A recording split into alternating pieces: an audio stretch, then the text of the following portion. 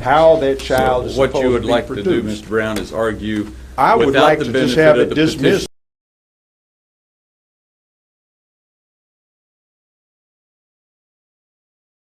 Party to be present. Well, we don't think that's necessary because there's nothing adequate here in the record to bring this lady in front of this tribunal. This matter for a hearing April 24th.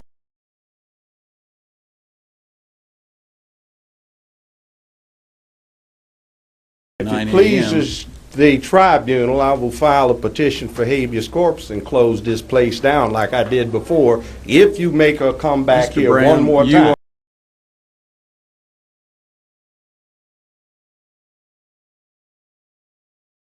Are very close to finding yourself in contempt. Excuse me, on what authority do you sit, by the way? As a former judge here, we have a rule in the 30th Judicial District that says every single magistrate, referee has to be unanimously approved by every circuit, chancery, and criminal court judge. I don't recall that your name's ever been submitted, sir.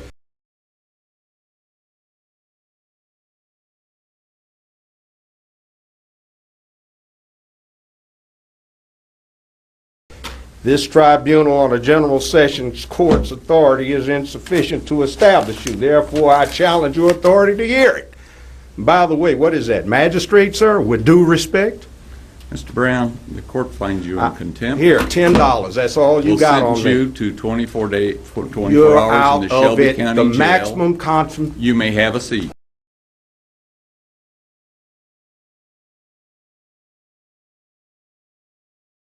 I'm not. $10. That's all you got. 20. Take Get the 2. bailiffs. Go find the law. Or I'm reporting you to the Court of Judiciary. I'll have you charged with violation of process. Now, you want to get into this, let's get into it. This sorry operation needs to stop.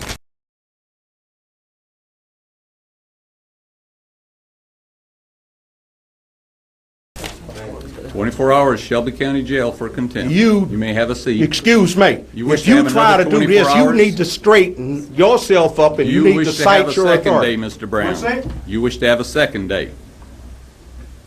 A second day? Day. Day? Yes, sir. I tell you what, you cite the authority. You find it. I looked it up before I came in here. You have $10 maximum contempt jurisdiction. That's 2 now days you jump in in the Shelby here. County Jail. Okay.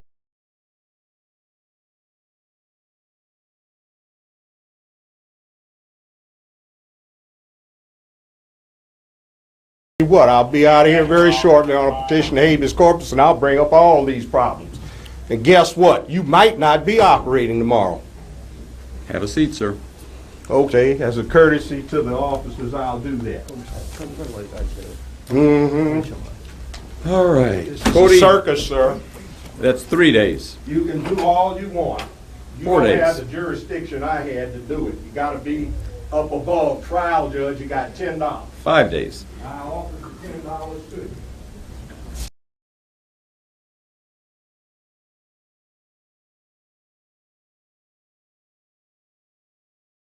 Carl. All right. Judge, was this action politically motivated? What? This is politically motivated. I went down there to see how things were working at juvenile court, and I saw a woman get done horribly wrong. She came out and asked me for help, so I said, okay, I'll take your case pro bono. I went and read through her jacket, and everything the feds has said is wrong about the way they run stuff down there was true. Rubber stamped order, no return on service, and so-called affidavit. Get this, she's supposed to be the mother of some unknown child that somebody in Virginia claims she's the mother of. She's been going through this for 8 years. There was no date of birth, no name, no birth certificate. She doesn't know who the devil they're talking about. And they had appointed some person down there to represent the out-of-state interest. So this woman's getting paid, and she had a regular day. So the woman's supposed to miss another day off from work to come down there for somebody's convenience. So I moved to dismiss this.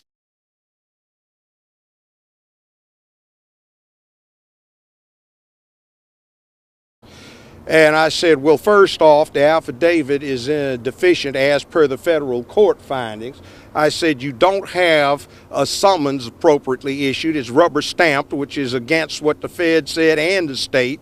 And then you have no return on service. This woman's not even supposed to be here. We moved to dismiss. That's overruled. You're getting out of line. I said, I'll get way out of line. And then he went down, okay, that's one day. I said, you only have $10 contempt jurisdiction over me. I'm a lawyer. I'm not a defendant on your docket. Well, it'll be 2 days. I said, keep going. I'm reporting you to the Court of Judiciary. And by then, I learned that Brett Wyrick, who is my opponent's nephew, is down there egging him on to take me into custody and jack me up. So I think it's a disgrace and a shame, and reflective on what kind of law enforcement and prosecutorial exercise of misexercise of authority when somebody's nephew's going to try to ruin the campaign of his aunt's opponent by coming up with something like that. He didn't even have the authority to lock me up.